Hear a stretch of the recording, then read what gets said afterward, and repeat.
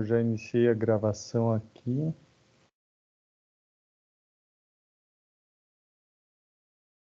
Aqui aparece já iniciou a gravação. Sim. Você já quer iniciar, Juliano, ou vamos esperar mais alguns minutinhos? Mais Vamos uns dar 2, mais 3 minutos? uns 2 minutinhos aí, o pessoal vai se acomodando e aí a Sim, gente já inicia. Tem aqui beleza. 34 pessoas, deixa eu entrar mais um pouquinho e a gente começa.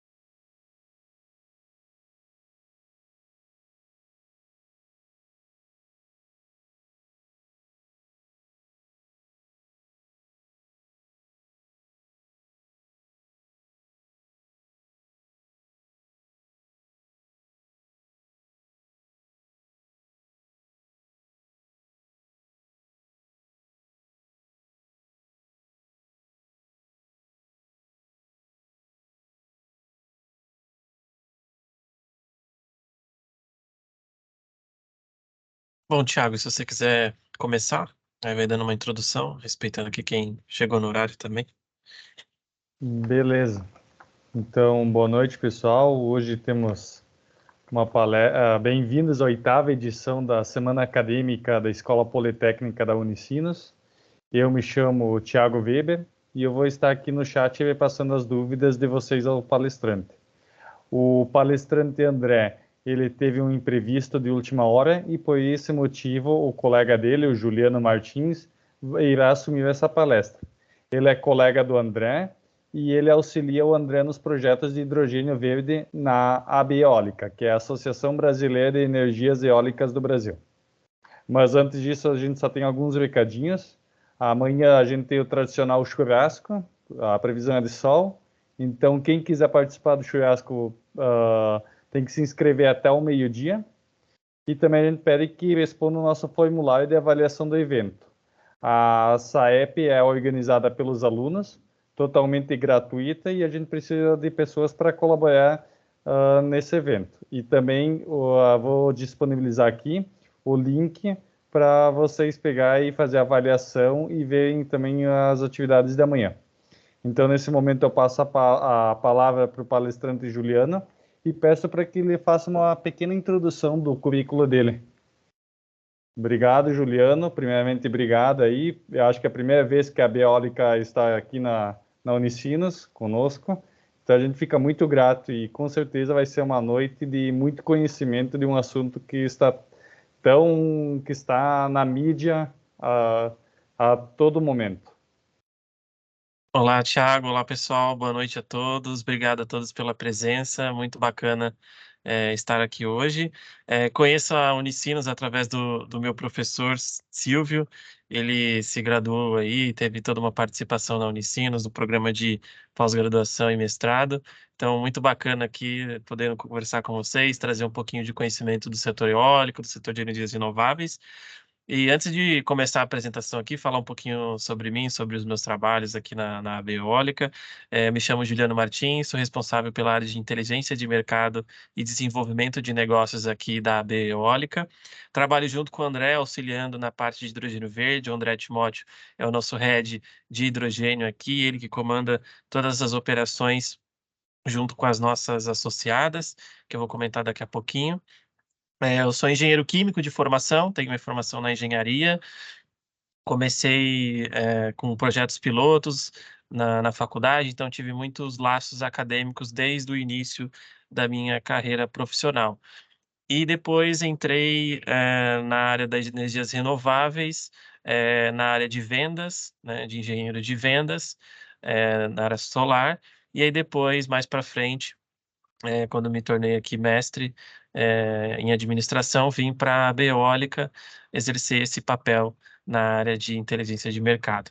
Eu vou colocar aqui a minha apresentação para a gente começar a nossa palestra, e a nossa palestra não, mas nossa aula, que vai ser quase que uma aula.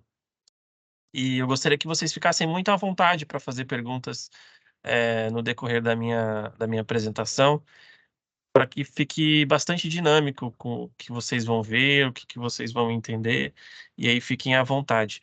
Tiago, confirma para mim se a tela está aparecendo, por favor. Sim, estamos vendo. Perfeito, então.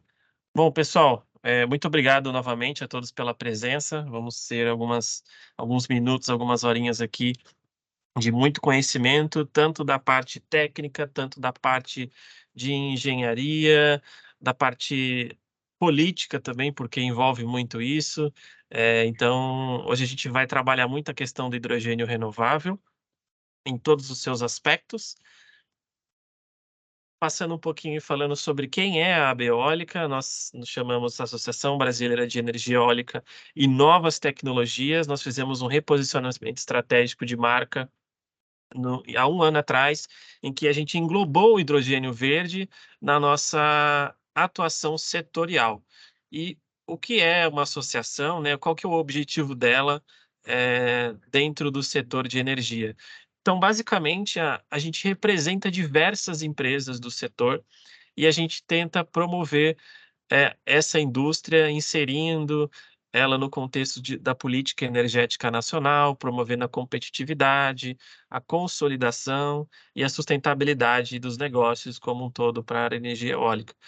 Então, a gente sempre está baseando na ética, na qualidade, na transparência e na cooperação com todos os integrantes da cadeia. Então, a gente tem um trabalho que envolve diversos atores. E esses atores, pessoal, são basicamente todos esses aqui. Hoje, na Biólica, nós congregamos quase 150 empresas de todos os laços da cadeia produtiva de energia eólica. Hoje, como nós estamos com tivemos esse reposicionamento estratégico de marca, nós tivemos algumas empresas que elas não atuam diretamente na energia eólica, mas elas têm algum negócio paralelo. Então, por exemplo, a Total Energies, a Total Eren, né, são empresas do ramo petroquímico, né, de exploração e produção de petróleo, mas que elas estão aqui justamente por conta das energias renováveis. E aí, mais para frente, a gente vai ver como que o hidrogênio verde tem conversado com essas grandes empresas. Iniciando aqui uma contextualização bem breve para vocês sobre qual é o papel do hidrogênio, como que ele se insere, né, e por que que a gente tem visto tanto essa discussão atualmente, nos jornais, na televisão, nas mídias sociais como um todo, na questão das mudanças climáticas, né. A gente trouxe aqui essa figurinha, essa charge aqui da The Economist, eh colocando justamente isso, né, porque a gente tem a Terra lutando contra o coronavírus, que a gente teve aí, o Covid-19, nos atrapalhando, né, então foi um choque muito grande na saúde global, fora também a guerra da Ucrânia, mais recentemente os confrontos no Oriente Médio, outros choques do petróleo lá atrás. Então, todos esses conflitos geopolíticos, eles têm balançado as discussões, em torno da energia, porque a energia ela é um bem, primordial na sociedade. Mas a gente tem algumas questões que a gente enfrenta também, que é não só, a questão geopolítica, mas a questão de segurança de abastecimento energético. Então, quando a gente fala desses choques, a energia ela fica muito sensível e aí a gente precisa, de medidas, muitas vezes drásticas, para que, a gente continue com esse abastecimento, e aí toda a atividade industrial e econômica do país, ela continue das formas nos caráteres normais. Mas a questão das mudanças climáticas é o ponto-chave da transição energética e da segurança energética também. Historicamente, a gente tem o uso de combustíveis fósseis como petróleo, carvão, coque, gás natural, de forma muito intensa em diversos países. E isso faz com que, as emissões de gases de efeito estufa, CO2, NOx, CO, diversos outros, acabam comprometendo a estrutura da Terra como um todo e gerando o aquecimento global que a gente conhece. E isso faz com que a gente precise tomar medidas, porque os recursos naturais eles acabam se modificando, o mundo vai começando a tendo esses comportamentos. Então, aqui a gente vê um mapa, né, em que resume basicamente. Aqui também eu tenho um videozinho, vou até tirar o som, mas a gente vê, por exemplo, a mudança climática ocorrendo desde 1900 até os dias de hoje. Então você vê que a Terra ela está aquecendo. Então esse é o contexto que a gente insere aqui da transição energética. Então você vê que aqui o mundo ele está completamente mudando, né? Então você vê altas chuvas no sul do país, períodos de seca muito intensa, eh, ventos e outras coisas mais muito intensas, né? Nesse momento. Então isso só frisa o papel de que a gente está numa constante mudança e a transição energética, ela precisa ocorrer.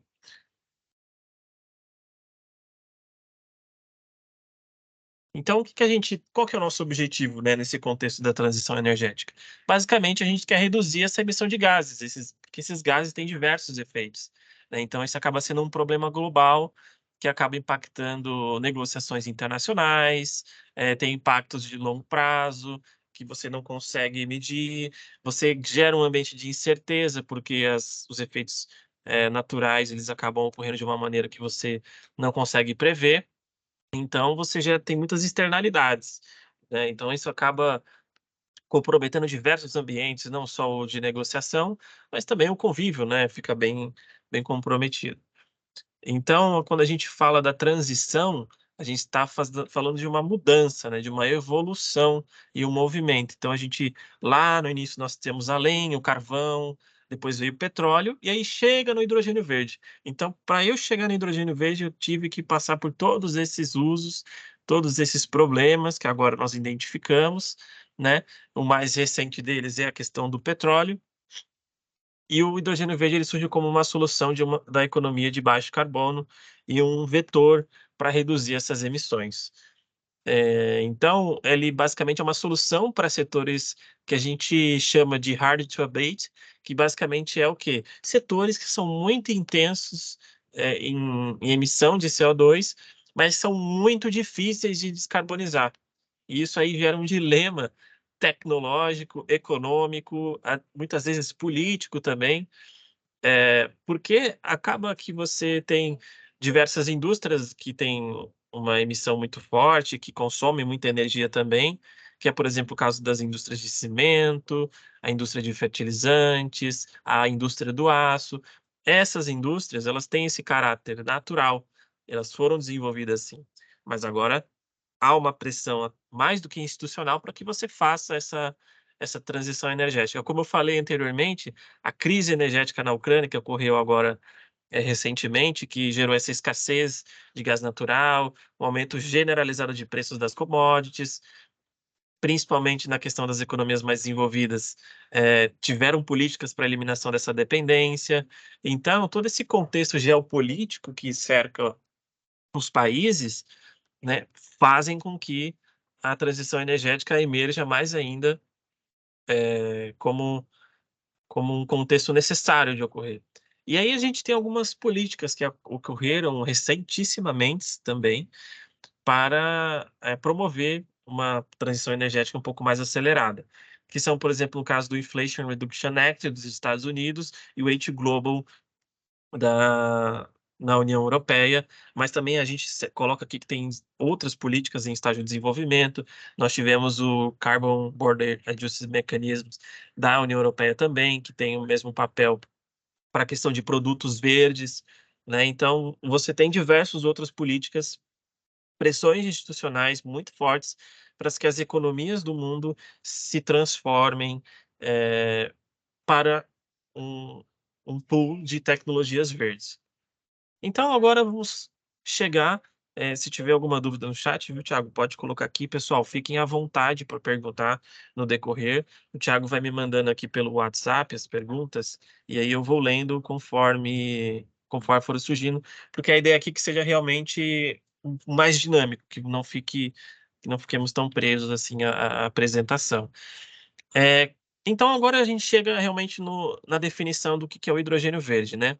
E o que ele é na sua definição antes desse contexto de transição energética. Ele é o elemento mais simples e comum no universo. Isso é o principal, né? Ele é utilizado como matéria-prima em diversas produções industriais, como por exemplo na indústria de fertilizantes para a produção de amônia e produção de nitrato de amônia. Na indústria do aço, ele é utilizado também e como cimento também. Então, tipo, diversas outras indústrias, não só essas que eu estou ponderando aqui, porque elas são chaves para os setores, para a economia como um todo, mas você também os setores da química que utilizam hidrogênio para hidrogenação, para diversas, coisas, da petroquímica também, para refino de petróleo. Então, assim, ele é muito utilizado, é uma larga escala mesmo, né. E basicamente ele quem estuda química, quem está ali, tendo isso na graduação ou já passou por isso, sabe que ele está lá na primeiro no topo da tabela periódica, e ele tem algumas características físicas muito, importantes de serem levadas em conta quando a gente fala de transporte e coisa do gênero.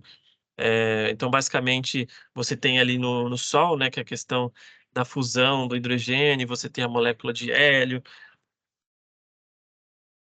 Aqui tem um ponto que eu co essa tabela que nós colocamos aqui para evidenciar o potencial, porque não só a questão da transição energética, mas também o potencial calorífico dele. Esse potencial calorífico é basicamente o quanto que você consegue gerar de energia para cada quilo de combustível. Então, por exemplo, aqui na tabela a gente já consegue visualizar quem que é o maior deles, que é o hidrogênio com 142. Então eu consigo gerar isso aqui de energia para cada unidade que eu tiver dele. Então é muita energia, né, então essa energia que é o que importa, a indústria ela precisa de energia nas suas operações. Aqui os usos que a gente coloca, que é visto, né, e são diversos, né, além desses aqui que eu comentei com vocês, propulsão aeroespacial, ele tem um baixo peso, né, ele é muito leve, porque a molécula é muito pequena. Se ele é utilizado como combustível, você tem um resultante de água, né, então ele não polui o meio ambiente.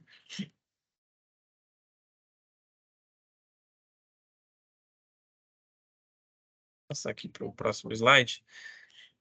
Aqui ele tem um exemplo do explosão do dirigível, né, muito clássico na história.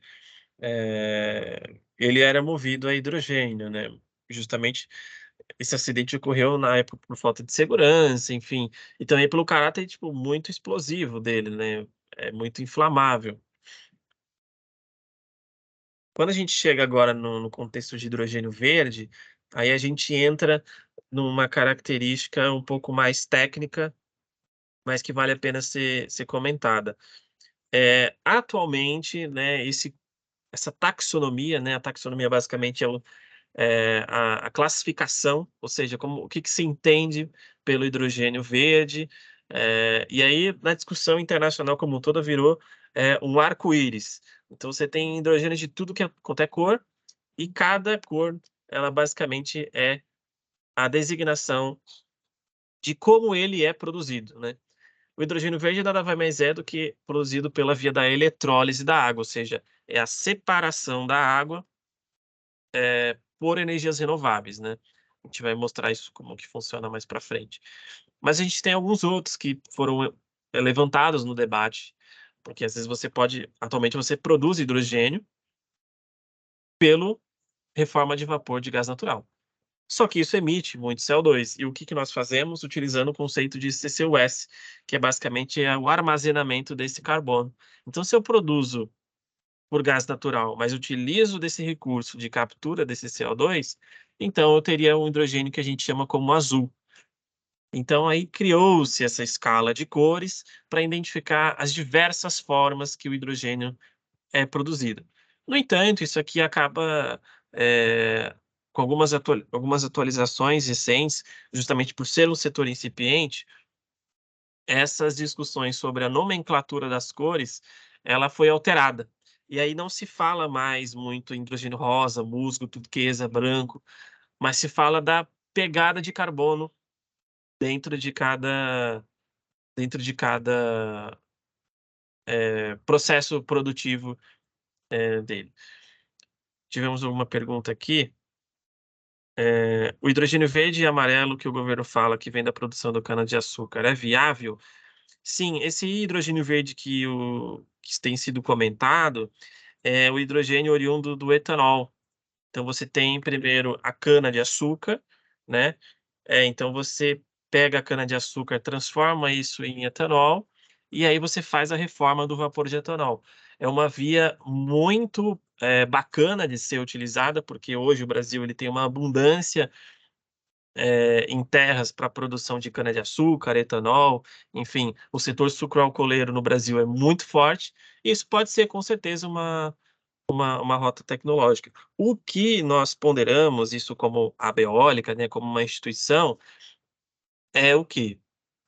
A gente não só defende o hidrogênio por eletrólise oriunda de energias renováveis como a fonte eólica, mas todos os outros hidrogênios que forem produzidos através de um caráter renovável de baixo carbono. Tanto é que a gente realizou um pacto pelo hidrogênio renovável, né, e esse pacto que a gente está falando, basicamente diversas entidades que defendem o uso do hidrogênio, falaram: "Ó, a gente defende isso, isso, isso para o hidrogênio", e basicamente a gente entende que apoiar as diversas rotas de hidrogênio verde é uma grande saída para que ele seja promovido, dentro da política energética nacional e fornecer energia e insumos, zero carbono, com baixo teor de carbono, que é muito importante, tá, é muito importante. Então essa pergunta ela é muito bacana, não tô com o nome da pessoa que comentou aqui, mas é uma boa pergunta. Então, como eu falei aqui, os mais, assim, debatidos e, as demais rotas, as mais rotas produtivas que são debatidas atualmente, são essas 3 aqui, que basicamente é o hidrogênio verde, em que você pega a água dos rios e faz a eletrólise da água, fazendo a separação dessa molécula de água. O hidrogênio cinza, ele vem do gás natural, mas ele faz uma reforma, né, você decompõe isso e não armazena, essa emissão de gases poluentes. Agora, quando a gente chega no hidrogênio azul, basicamente é o mesmo sentido, só que com a captura, né. Então, é basicamente isso. E aí quando você vai, por exemplo, para no processo de captura de CO2, você não o considera como verde, você o considera como baixo carbono, porque há uma emissão ainda de carbono residual ali. E aqui, como eu falei, ele tem eh, uma rede, né, de produção e aplicação do hidrogênio, então você tem muitas opções, para abastecer, né, a indústria ela se utiliza muito disso. Então quando você fala de hidrogênio, então você está falando de amônia, né, da síntese de Haber-Bosch e a produção de fertilizantes, né, a produção de metais, processos químicos industriais diversos, pode ser também utilizado como calor, igual a gente viu ali no caso do foguete, eh, geração de energia elétrica em turbinas e outras coisas mais. Então é muito diverso a utilização do hidrogênio. Entrando aqui um pouquinho mais nas rotas de produção, aqui com um caráter um pouco mais técnico, mas tentar deixar um pouco mais tranquilo para vocês, que basicamente a atual, né, igual eu falei, a atual produção é pelo gás natural, eh, a reforma de vapor, né, ela pelo gás natural, hidrocarbonetos, mas também você consegue se utilizar de metanol e etanol, que aí eu me refiro à pergunta colocada aqui no chat sobre o hidrogênio que vem da produção da cana-de-açúcar, né. Também tem o biogás. O biogás ele é um importante insumo aqui para poder fazer o hidrogênio. Nós chegamos numa eficiência aí de 70 a 85%. Isso varia muito do processo, dos equipamentos, do maquinário, da planta, enfim, mas no geral tem esse caráter. Então, quando a gente fala aqui sobre a reforma de vapor de etanol, aqui eu coloquei uma reação química, mas eu não vou entrar em muitos detalhes nela para não ficar muito complexo. Mas, basicamente, quando você tem uma unidade de etanol, você está gerando 6 de hidrogênio. Então isso aqui é maravilhoso, né, você está colocando uma sementinha e gerando uma baita de uma árvore que pode dar muitas sementes. É basicamente essa a lógica do hidrogênio na reforma de vapor de etanol. Quando a gente chega na eletrólise da água, e aqui eu coloco um foco um pouco maior, por conta do papel da associação, né. Nós representamos a indústria de energia eólica, que produz energia elétrica renovável, então nós promovemos a eletrólise e outras fontes, e outras rotas de produção. E aí quando a gente entra aqui na rota de eletrólise, que basicamente é o seguinte: a gente tem a água que ela é extraída, vem de recursos hídricos, e aí você tem ali o que a gente chama de um equipamento que é eletrolisador. Aqui nessa figura tem uns métodos utilizados para poder fazer essa separação, através, do ânodo e cátodo, que são formas muito simples de você representar o papel do eletrolisador, né. Então você tem ali a molécula de água e a energia elétrica, ela faz essa indução e separa, as moléculas que a contêm, que é hidrogênio e esse OH, que é o restantezinho da água, né. Então você está gerando ali o gás hidrogênio e o restante fica ali na água, e é por isso que se produz hidrogênio na forma de eletrólise. Você pega a água dos rios, joga no equipamento chamado eletrolisador, e aí você gera gás hidrogênio e gás oxigênio. E quais são os desafios? Vamos ver aqui, tem mais uma pergunta no chat. Se eu entender o hidrogênio como armazenador de energia, seria ele mais eficiente que um sistema de baterias que armazenam energia sob a forma elétrica? Então, o conceito de armazenamento, Itair, eh, ele é bem diverso. Quando você fala de armazenamento, nos remete a diversas coisas. Então você pode utilizá-lo como uma forma de energia, mas energia térmica, por exemplo. É claro que você está colocando uma opção que pode ser possível, mas por questões de viabilidade econômica, a bateria, ela tem um papel muito importante. A gente vai chegar lá na frente, mas a bateria ela tem um papel muito importante, não só para a indústria, não só para, mas para o sistema interligado nacional, o SIM. Porque quando você, tem uma bateria que está apoiando ali no armazenamento do sistema, você, reduz a necessidade de acionar termoelétricas, né, usinas termoelétricas, que são muito poluentes, emitem gases de efeito estufa adoidado. E você também tem a questão tecnológica, né, você está aumentando ali a tecnologia do próprio sistema, enfim. Então quando a gente fala de armazenamento de energia na forma do hidrogênio, seria mais como uma fonte térmica mesmo, ali, como combustível. Mas a melhor opção realmente seria utilizá-lo nos processos industriais, para fazer amônia, para fazer fertilizante, para produzir aço, para ajudar no refino do petróleo. Essas são as melhores opções. Aqui eu coloquei alguns desafios que a gente encontra hoje, tá? Apesar de todos os pontos positivos, toda tecnologia tem os seus desafios. O maior deles é a questão de um hidrogênio de baixo custo. Hoje o consumo de energia elétrica, nesse sentido, ele é muito elevado, e o custo também da energia elétrica é um fator determinante. O processo de eletrólise como um todo, ele precisa sofrer um pouco de refinamento tecnológico ainda, um pouco de inovação. Então, aumentar a eficiência desse processo de eletrólise ainda requer, alguns desafios. Oportunidades, por que não? Né, então, se por um lado eu tenho uma necessidade de ter um aumento de eficiência no processo, e isso requer uma inovação na tecnologia dos eletrolisadores, ou seja, precisa desenvolver essa tecnologia, né, então, esse é um dos grandes pontos aqui. Hã, reiterando aqui um pouco o uso do hidrogênio, né, agora já falando do hidrogênio verde como um todo, então já afunilando mais as questões de viabilidade econômica dentro disso. Então, por exemplo, eu tenho aqui o hidrogênio que ele está sendo estocado num vaso de pressão, e aí esse vaso de pressão ele vai descarregar e vai jogar numa planta de conversão de amônia. Essa amônia vai produzir fertilizante que vai ser destinado à agricultura, e aí você abastece o mercado nacional com fertilizante. Você também pode destinar essa amônia para converter em hidrogênio, mas esse é um processo ainda que ainda há muitas discussões. Há também a possibilidade de mistura na rede de gás natural, e aí você tem uma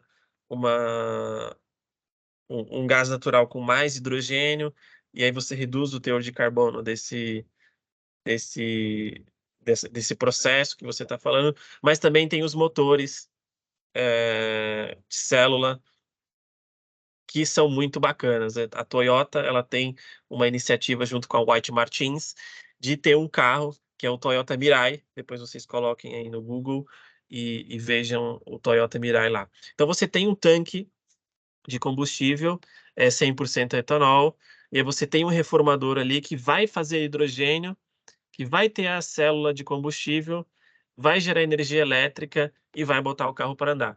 Você vai ter uma bateria ali, ela vai ficar se carregando conforme disso. Então, você junta hidrogênio com ar, joga no sistema de célula combustível, gera energia elétrica e faz o motor rotacionar. E aí você tem essa inovação dentro no ramo automobilístico, que é uma possibilidade muito bacana, porque os automóveis, o transporte, não só de carros, mas também, rodoviário, e aí inclui ônibus, caminhões, tem muita pegada de carbono. A gente sabe que as nossas rodovias são cercadas de carros, mais precisamente de ônibus e caminhões. Vou fazer uma pausa aqui para pra Thiago, temos mais perguntas? Como estamos de perguntas aí? Por enquanto não, mas falando dessa parte de ônibus, eu lembro que Uhum. mês passado o Matheus, que é head aí de vocês, ele Sim. estava no exterior, onde ele foi visitar uma estação de ônibus. Aham. E eu acho que é uma solução hoje bem interessante pela questão que tu vai conseguir carregar rápido o teu carro, né? É como se hoje tu parasse num posto de gasolina, tu tem uma autonomia lá, eu acho que ele falou de 250 ou 300 Isso. quilômetros, em 2 minutos tu carregou. Então, essa parte de mobilidade urbana é bem interessante do hidrogênio verde. Exatamente. Aqui em São Paulo, né, a Beólica ela está aqui em São Paulo, na Avenida Paulista, e aqui em São Paulo nós temos a Universidade de São Paulo, a USP, e ela teve uma parceria com a Shell, com a White Martins e com a Toyota para desenvolver uma linha de ônibus de hidrogênio verde. Então, isso é essencial. Esses projetos P&Ds que estão rolando no mundo. Na cidade de Maricá, eu visitei Maricá, no Rio de Janeiro, uma cidade belíssima, e lá tinha uma iniciativa voltada para hidrogênio verde no formato do ônibus, né? Então é muito, muito bacana. Mais uma pergunta aqui, deixa eu ler. Professor Paulo. Oi, professor, tudo bom? Na questão da energia elétrica, considerando cenários e locais com inversão de fluxo de potência em função da GD, o desenvolvimento de instalações para a produção de hidrogênio verde, mesmo que no momento ainda seja um processo de baixa eficiência, contribuiria para o gerenciamento e otimização do fluxo de potência em redes com GD fotovoltaica? Ah, sim, eu acho que há possibilidade sim nesse cenário, principalmente considerando a GD fotovoltaica, talvez em menor escala, tá? Mas pelo que eu entendi da sua pergunta, contribuiria bastante essa inversão do fluxo de potência, com certeza. Vamos seguindo aqui. Pessoal, muito obrigado aí pelas perguntas. Estou gostando das perguntas, viu? Vocês estão bem, bem bacanas aí. É, Seguindo aqui, pessoal, a questão da descarbonização, novamente, né? É, Aqui a gente entra numa questão muito interessante, que é basicamente como que a gente vai transportar. Quando a gente fala de transporte, a gente, pelo menos de gás, a gente pensa nos gasodutos, né. E o Brasil tem um uso relativamente grande de gás natural também, né, apesar de ter uma matriz elétrica bem renovável, ainda se utiliza muito gás natural. E aí qual que é o lance, né, a gente tem apoiado as iniciativas de que o gás natural poderia ser misturado com hidrogênio verde até em uma razão de 20%, eh, dentro desses dutos, justamente para promover essa demanda, porque nada mais é do que uma questão de demanda do comércio, uma demanda da indústria, né. Então basicamente, ter essa inserção em gasodutos é muito importante, porque você vai facilitar a distribuição, você vai ter, uma pegada de carbono menor, enfim, tudo isso, que nos cerca. Para a mineração é muito bom, porque, tem um altíssimo consumo de diesel, né, um veículo de mineração, ele tem essa potência média aí de 800 a 1000 quilowatts, porque eles são muito grandes, muito parrudos, levam muito peso, então isso necessita de mais combustível. E como que a gente vai desenvolver isso, né? A gente falou até agora de todas os aspectos positivos, mas como é que a gente vai desenvolver essa indústria que ainda é nascente?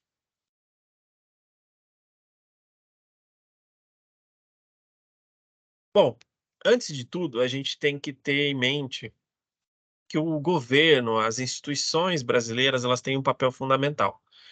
Porque quando você vai para não só para a economia do hidrogênio, mas a economia da energia elétrica como um todo, e você tem que ter isso regulamentado, uma estratégia, né, tem que definir a ambição, eh, dar suporte, né. Então, o governo, aí agora a gente sai um pouquinho dessa esfera técnica para uma esfera um pouco mais política, tem que ter o incentivo do governo no sentido de que: "Não, nós apoiamos, nós colocamos isso na estratégia nacional e vamos oferecer suporte jurídico, regulatório, técnico, para que isso seja bem estruturado", né.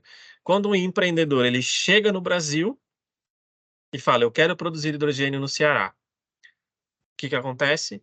Ele tem que ter uma segurança jurídica de que aquela operação vai ser viável, né, para ele não correr risco de perdas, enfim, diversas outras coisas. Primeiro é esse desenho de mercado, ou seja, essa regulação. O segundo é a redução de custos. Então a gente passa por esses desafios que eu ponderei lá atrás, em que a gente tem que fazer uma redução de custos, e aí você passa por materiais, flexibilidade nas operações, a questão da demanda, ter escala, ter energia renovável disponível, o que para todo em alguns países isso não é tão fácil. Por exemplo, no caso brasileiro, a gente tem muita energia renovável disponível. Cerca de 84%, 85% da nossa matriz elétrica nacional é de energias renováveis, e aí inclui hidrelétricas, eólica e solares.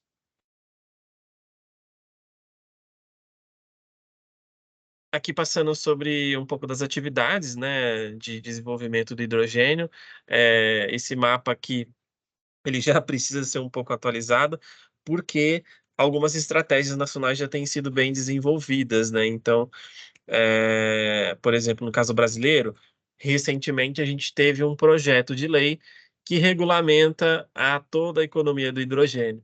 Então, esse foi um movimento muito bacana. O governo brasileiro ainda está desenvolvendo a sua estratégia nacional, tá? A Beólica vem participando dessa formulação dessa estratégia nacional.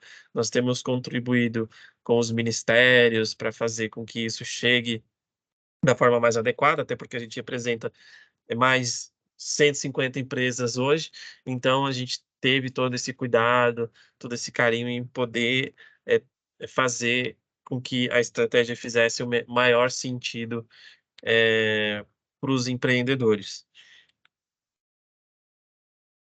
E aí outra coisa muito legal que a gente pode trazer aqui é a seguinte, como é que a gente vai vender esse hidrogênio, né? Hoje a energia elétrica ela é vendida nas formas de leilão, muito pouco.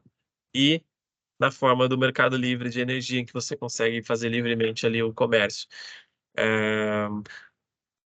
As outras coisas, os outros compostos, enfim, eles têm a sua venda direta, né, mas ainda tem sido muito debatido como se vai vender esse hidrogênio verde, porque ele pode servir para diversas coisas, ele está em diversas formas, então, tem se debatido isso. E aí a Alemanha, ela teve essa iniciativa, né, o H2 Global, o H2 Global, ele é basicamente um leilão de hidrogênio verde, em que você vai ofertar, né, e vai ter a diferença de preço ali que vai ser subsidiada pelo governo alemão. A demanda a demanda da Alemanha, ela tem aí uma perspectiva de crescer até 3,3 megatoneladas até 2030. E aí eles têm os focos, né, diversos, enfim, e o leilão da H2 Global vai permitir com que esse hidrogênio seja comercializado mais facilmente, né, é um estímulo à compra de hidrogênio verde. Em questão de materiais e aquisição, então, por exemplo, a gente tem alguns desafios na questão de custos e aumento da escala do eletrolisador. Hoje, a produção do eletrolisador do tipo PEM, tem uma estimativa aí que suporta de 3 a 7,5 gigas, mas você tem uma demanda muito grande, né, essa demanda está começando a aumentar, né, então você tem diversos, eletrolisadores no mercado, a ao momento, né, nesse momento. Quando a gente fala de custos de hidrogênio verde, a gente fala num custo muito baixo mesmo, e ainda mais no custo, brasileiro.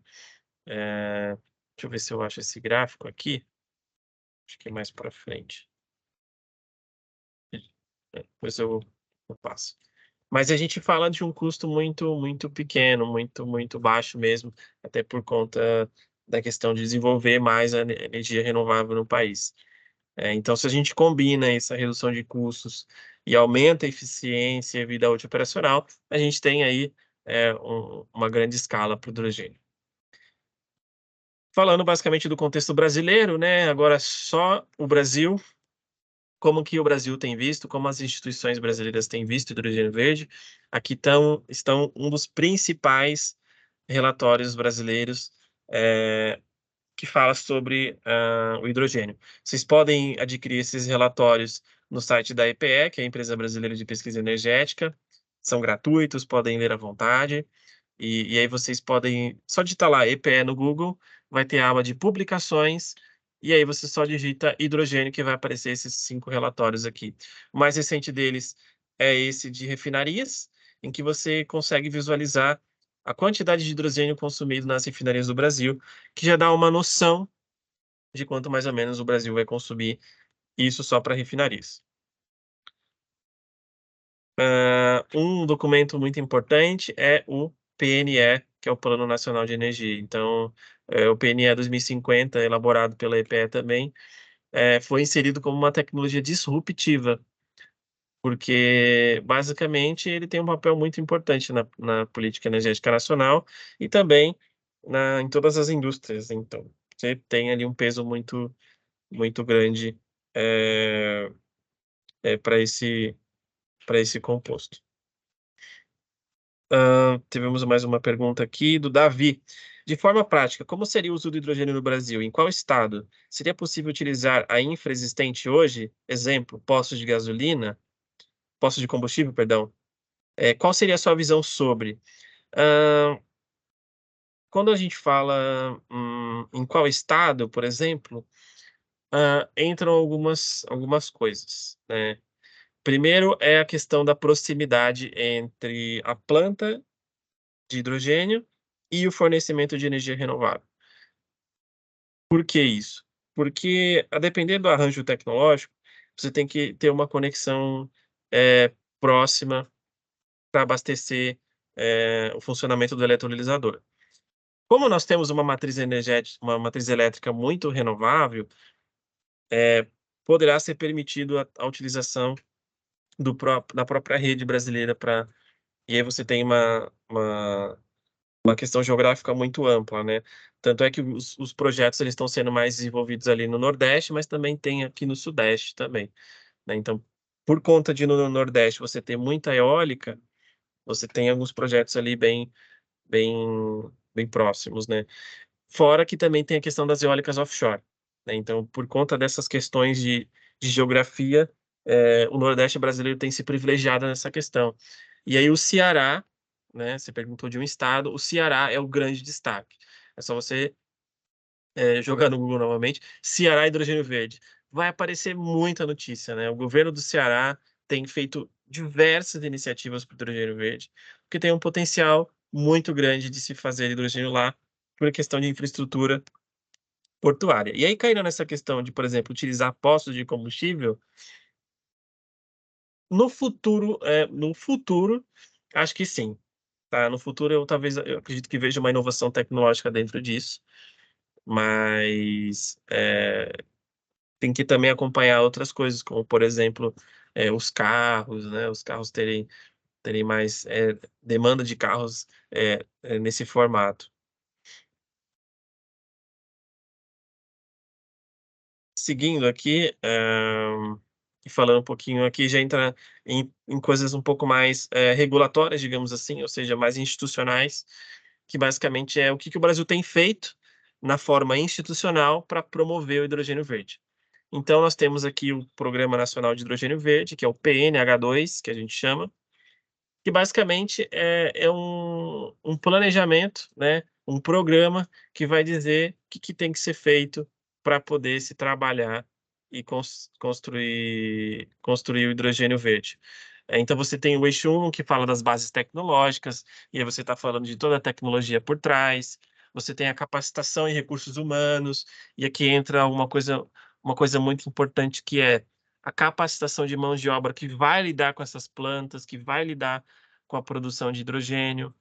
O planejamento energético é um ponto importante, porque o sistema interligado como um todo, né, o Operador Nacional do Sistema, o ONS, a ANP, que é a Agência Nacional de Biocombustíveis e Petróleo e Gás, e outras diversas instituições, elas têm que ter esse planejamento e têm que ter a visão clara de como vai funcionar o papel das instituições, fora também a questão de segurança regulatória e jurídica que eu comentei, mas também o mercado, a cooperação internacional é vital, né? Então você vê diversos acordos e joint ventures e MOUs, memorandos de entendimento, com empresas internacionais que não têm operação no Brasil, com o governo, enfim, você tem diversos movimentos de mercado, várias cooperações, vários acordos para promover o hidrogênio de forma viável, segura. Aqui são alguns projetos de lei no Congresso Nacional, então no início nós tivemos diversos deles.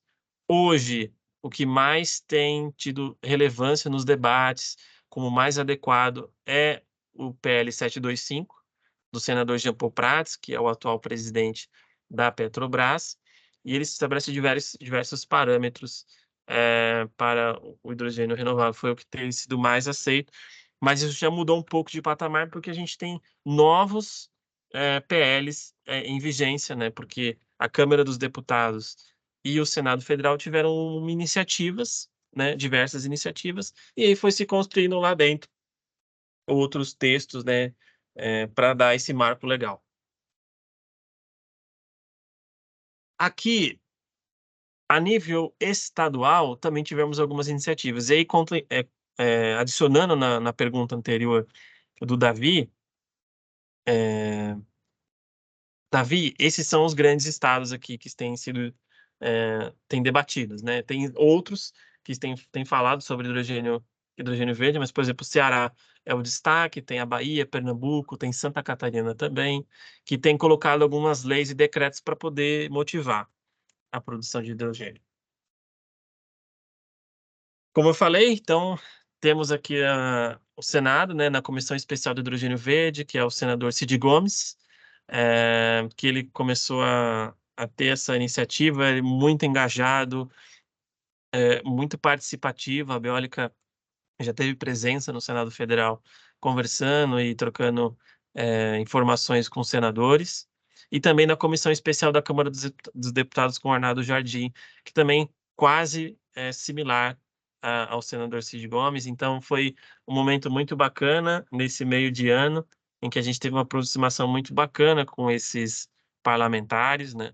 E aí eles têm nos ajudado, nós nos ajudamos eles, para poder fazer esse marco legal sair o mais rápido possível. E falando de potencial, né, a gente não chegou no potencial, e aqui está o potencial. Essa aqui foi um estudo realizado pela McKinsey & Company em 2021, em que fala sobre a criação do mercado de carbono, mas também fala das potencialidades do mercado brasileiro. Então você tem aqui uma demanda muito grande para aço, para amônia, mas também para caminhões, né? Então você tem aí o setor de transporte, e aí você tem também a questão das ferrovias para a utilização desse hidrogênio. Então vai exigir uma inovação tecnológica por trás disso, para que ele seja contemplado na nos usos diversos que ele possui.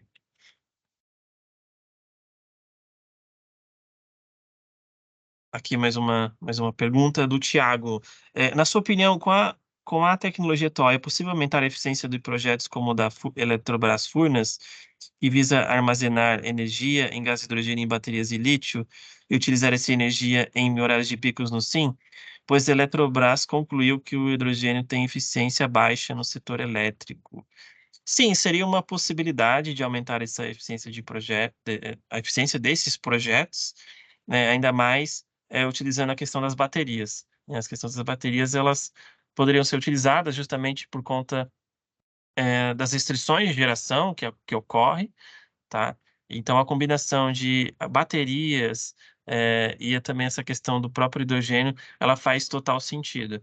Eh, no caso você poderia utilizar também uma bateria para abastecer, um eletrolisador, e aí você coloca um ponto muito importante. Qual é esse ponto?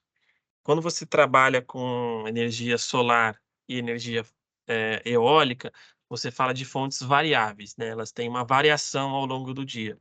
E quando a gente precisa, trabalhar com hidrogênio, a gente precisa de uma energia que seja ininterrupta, que não haja cortes de geração, né, e ela que seja também uniforme. Então a utilização de baterias ela é muito importante nesse sentido, tá, de você poder suprir a produção de hidrogênio sem, interrupções, sem cortes. Mas sim, nesse caso da Eletrobras há possibilidades sim, nisso que você comentou.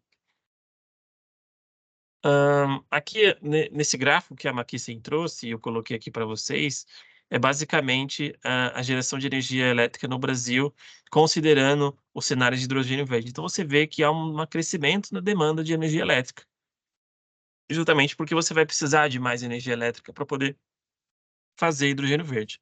E aí você gera investimentos em energia eólica, né, como por exemplo energia eólica offshore, vai ter uma correlação muito grande, com esse tipo de combustível para produção. Aqui uma reportagem, que saiu se não me engano foi na Folha de São Paulo, agora estou enganado, que mostra, né, que veio de um relatório da Roland Berger, que fala sobre a commodity do futuro, né. Se debate que o hidrogênio pode ser uma commodity, igual hoje o petróleo é, né, outros commodities são, justamente por conta desse alto poder, de exportação e também de usos, né, os usos diversos.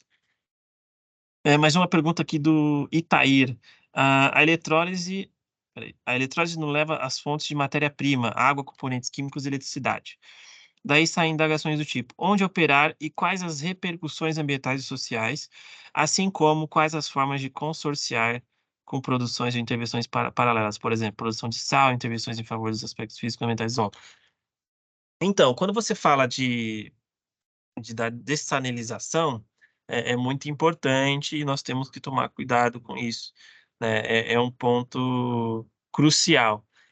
Há uma tendência de utilizar de recursos hídricos para a produção de eletrólise, mas nós temos que tomar cuidado, com essas repercussões ambientais e sociais. Justamente porque todas as fontes, né, isso vem, desde do gás, tem os impactos ambientais. Nenhum tipo de empreendimento hoje ele é isento de impacto, a gente tem que sempre buscar para minimizá-los. E essa questão da produção de montanhas de sal, né, porque você vai tirar, dessalinizar, enfim, é um debate, né, há outras formas também tecnológicas de combater isso, mas você tem que trabalhar isso em loco, realmente para a produção de hidrogênio ser ambientalmente, sustentável, né, ou seja, você ter essa coerência com a sua produção. E de fato, Itaíra, a sua pergunta, a sua colocação aqui é muito importante.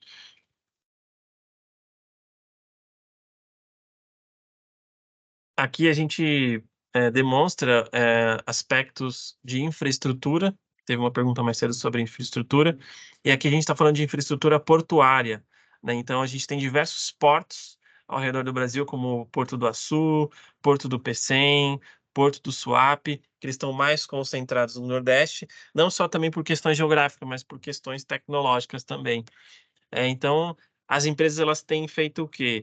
Assinado acordos de parceria, memorandos de entendimento para a produção de hidrogênio verde nesses estados, né, nesses portos. E aí vem um lance muito interessante, mas por que é no Nordeste? Ah, mas porque tem porto. Ah, mas por que o porto? Porque isso facilita a exportação, de derivados do hidrogênio para outros países. Então, as coisas começam a se amarrar de forma com que a gente tenha coerência nas operações para diminuir custo, tempo e eficiência operacional. Aqui sobre a planta da Unigel, né, a Unigel é uma das plantas mais, avançadas hoje, em estágio de desenvolvimento. A Unigel ela tem sido um exemplo nesse sentido, porque primeiro de tudo, ela é uma petroquímica, né, ela produz etileno, acrilatos, estirenos e diversos outros compostos até para o agronegócio, e teve esse movimento de trazer o hidrogênio ali para suas operações, né. Então, na primeira fase, ela vai produzir cerca de 10 quilotoneladas de hidrogênio por ano, 60 quilotoneladas, de amônia por ano, vai requerer aí 65 megawatts de energia, e aí a gente estão esperando que isso ocorra em 2023 ainda, no final desse ano.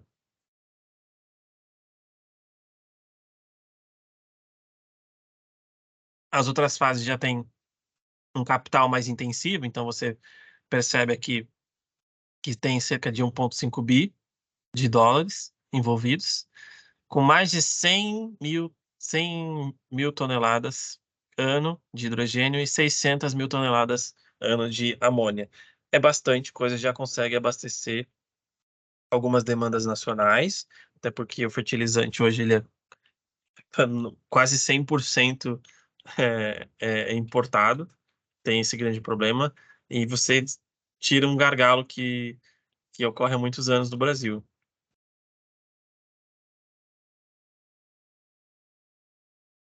Aqui é basicamente, como que fica o custo do hidrogênio em alguns mercados.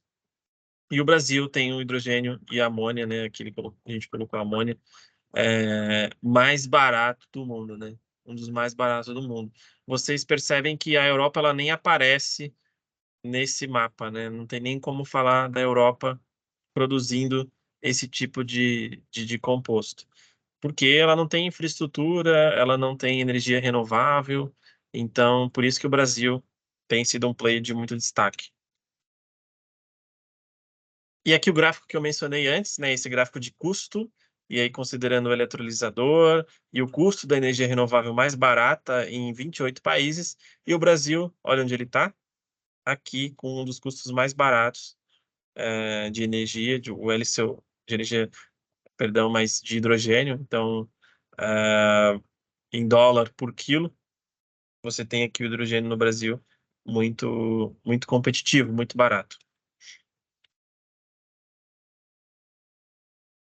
Mais cedo eu coloquei para vocês algumas oportunidades para as eólicas offshore. Para as eólicas offshore. E aqui são alguns arranjos tecnológicos, tá? Esse aqui são 3 possíveis soluções que a gente encontra, que são possíveis de serem colocadas no mercado, tá? Esse aqui vocês podem consultar o Global Wind Report do GWEC, é fácil de ser encontrado, é gratuito também. E esse terceiro aqui, ele tem sido o mais propenso, tá? Que é basicamente a produção de hidrogênio nas plataformas, utilizando a água do mar, e aí você abastece aqui a plataforma de petróleo. Aqui são alguns projetos anunciados em condução, os parceiros atrás desses projetos, muito, muito importante. E quando a gente fala desses arranjos, a gente fala do potencial de eólicas offshore. E aí, quando a gente fala do potencial de eólicas offshore, a gente está falando de toda essa costa brasileira aqui. Então, de norte a sul do país, literalmente, passando pelo Nordeste, a gente tem um potencial de eólicas offshore gigantesco, gigantesco. E aqui a gente tem também nesse gráfico aqui, tá bem pequenininho, mas é o potencial técnico de produção de hidrogênio pelas eólicas offshore, pela eletrólise com as eólicas offshore. Nesse outro mapa aqui, ele coloca o custo dessas localidades.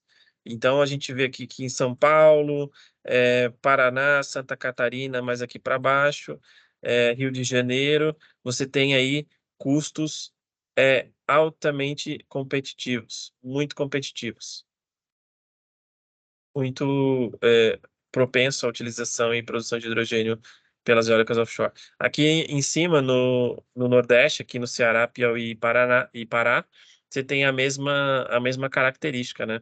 Aqui esses estados do Nordeste, eles têm uma intensidade de ventos muito alta, ainda mais aqui na costa.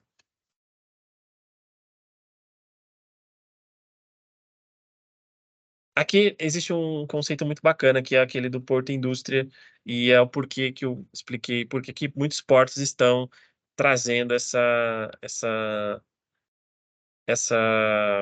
esse movimento de mercado, né? É justamente porque você tem que ter um hub, né? Uma rede de tecnologia que se converse muito rápido, que faça muito eficiente e que produza bastante. Então, basicamente, esse conceito de porto indústria é o quê? É você produzir e entregar, e você despachar isso para os mercados internacionais, né? Importar e exportar. Então, basicamente, esse é o conceito bem simples de porto indústria.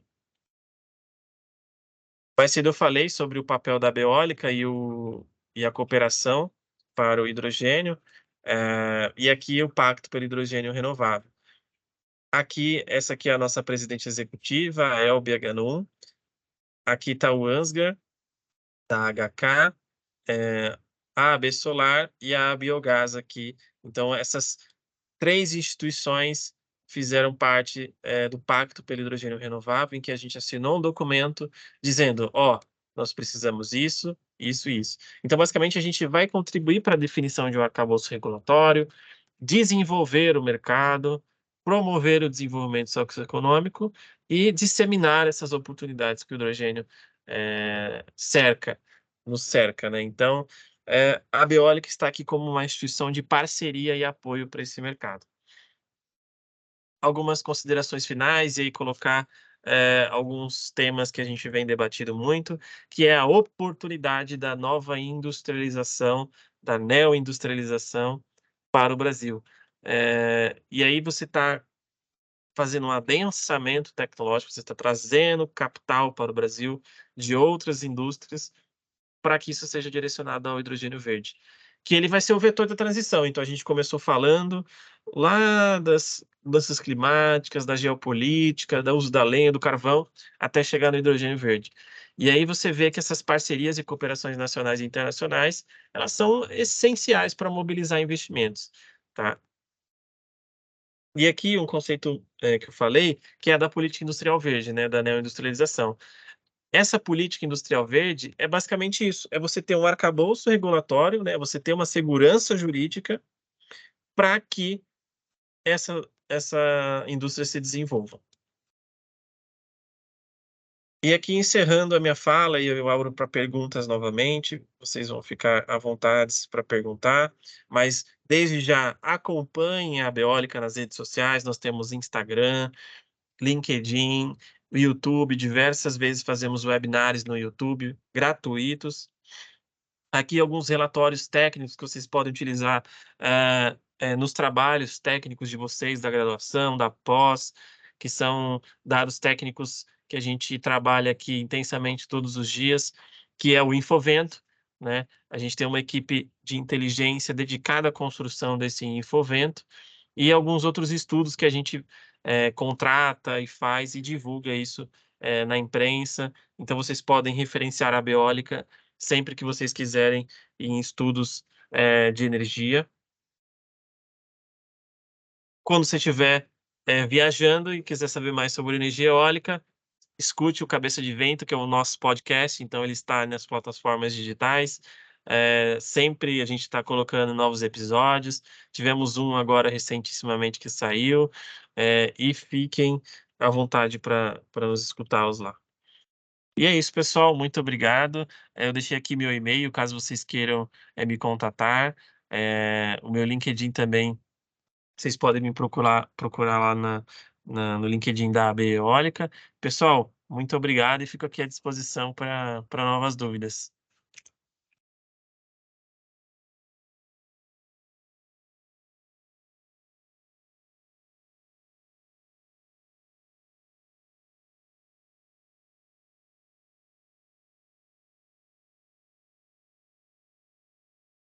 Tiago, você recebeu mais alguma pergunta? O podcast é legal, né? É um bom nome. Não recebi, mas a minha dúvida é assim: o custo do hidrogênio verde, que hoje ainda é alto, ele está atrelado, vamos supor assim, 90% em destravar os investimentos de parque eólico? Se o Brasil hoje tivesse um órgão regulatório para parque eólico, já tivesse regularizado eles e essas construções estivessem mais avançadas, a gente pode ter um custo de hidrogênio muito mais baixo? Eh, talvez, não seria muito por esse caminho uma redução de custo, tá. Hoje a gente tem alguns órgãos reguladores que regulam, a comercialização, a produção, e também o funcionamento desses parques eólicos. Então, essas agências reguladoras, elas ainda não têm a competência, eh colocada, né, promulgada, né, isso, para que elas façam esse tipo de coisa, mas quando você fala de redução de custos, você está falando isso no caso do hidrogênio, né, você está falando, por exemplo, eh, da sua principal, fonte, né, de funcionamento, que é a energia elétrica, então você tem o custo da energia elétrica. Claro, se você destrava os investimentos, você você barateia isso, mas não é um fator proeminente nesse caso, tá. Mas você também tem o custo dos eletrolisadores, tá. O custo dos eletrolisadores tem sido um grande desafio, porque não se tem muita produção de eletrolisadores no mundo para comportar essa necessidade que a indústria tem, e isso encarece, né. E provavelmente você tenha que importar esses materiais, esses equipamentos para o Brasil, que encarece mais ainda. Então a indústria ela ainda tem esses desafios. Primeiro, o custo da energia elétrica ainda é caro, e segundo, a cadeia produtiva, né, de produção de componentes, peças, enfim. Fora outras adaptações que são necessárias, né, adaptação na rede de distribuição, né, na infraestrutura de distribuição. Não sei se respondi a pergunta. Sim.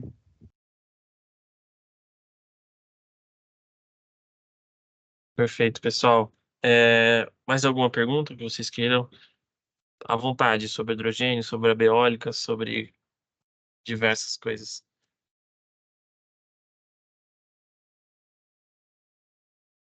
A eficiência do hidrogênio azul ficou bastante explícita. Qual a eficiência hoje do verde?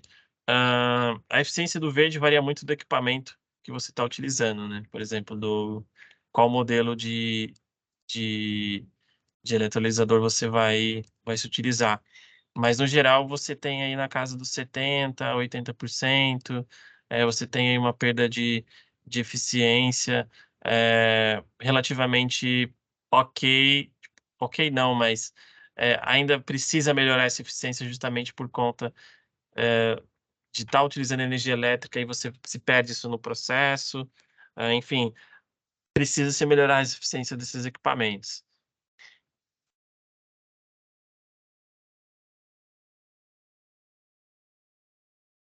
Obrigado, viu, Frederico, pela pergunta. Excelente pergunta.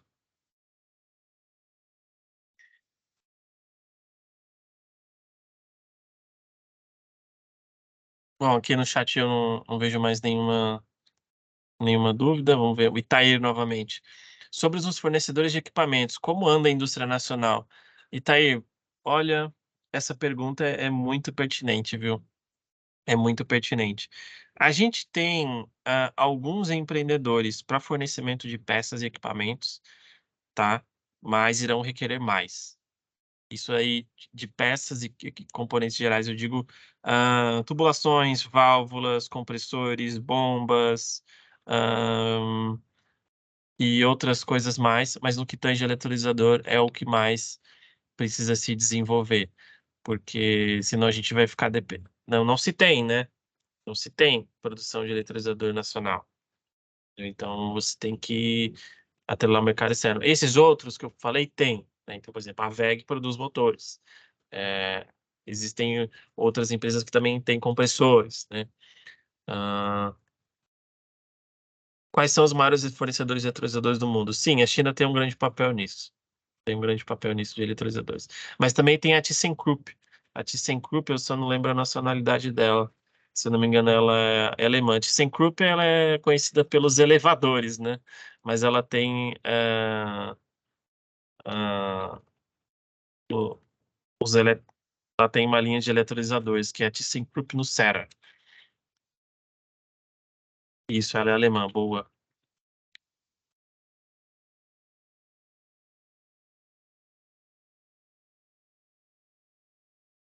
Tem outras, agora não me veio à mente o nome dos maiores fornecedores, assim, mas a gente tem alguns nomes que estão sendo colocados. Aí tem a Neumann Esser, que também é alemã, né, que ela veio para o Brasil, né, está desenvolvendo seus equipamentos aqui, mas é tecnologia alemã, ela vem da Alemanha.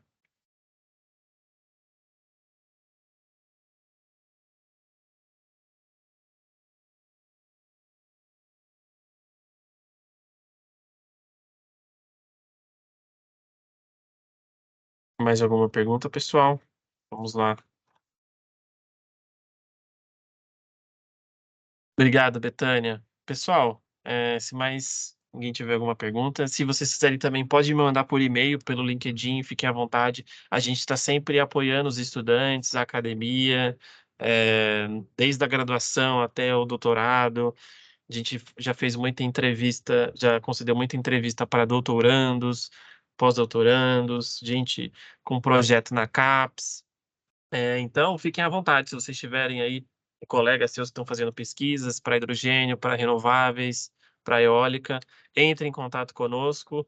A área da comunicação vai redirecionar aqui para a área técnica e aí a gente pode conceder algum tipo de entrevista, bater um papo, enfim, ajudar vocês. E também dúvidas profissionais no que tange aí energias renováveis e ao setor eólico, a gente também faz esse apoio para os estudantes. Então, para vocês que estão em busca aí de oportunidades, querendo saber mais sobre o setor, a Biólica também faz esse contato para apoiar vocês. Então, fiquem à vontade lá para trabalhar conosco e contar conosco também. Tiago, acho que é isso. Encerramos aqui as perguntas. agradeço mais uma vez aí a oportunidade de estar apresentando aqui dessa semana acadêmica da Unicinos. Um prazer falar com vocês. Espero que tenha sido um momento rico aí de oportunidades, de conhecimento, e que vocês saiam aqui aprendendo um pouquinho mais sobre hidrogênio verde. E aí fiquem à vontade para contar conosco da Beólica. Tiago, muito obrigado aí por ter nos ajudado aí na alocação da agenda e também nos links aí. Obrigado mesmo. Em nome da SAEP, então, a gente agradece pelo tempo disponibilizado e esperamos que ano que vem podemos ter uma palestra presencial, quem sabe, Com aqui no. certeza, com Tá bom? certeza, nós iremos. Podem nos chamar que nós iremos. Muito obrigado. Até a próxima. Até a próxima, pessoal. Uma boa noite. Boa noite. Sua equipe destruiu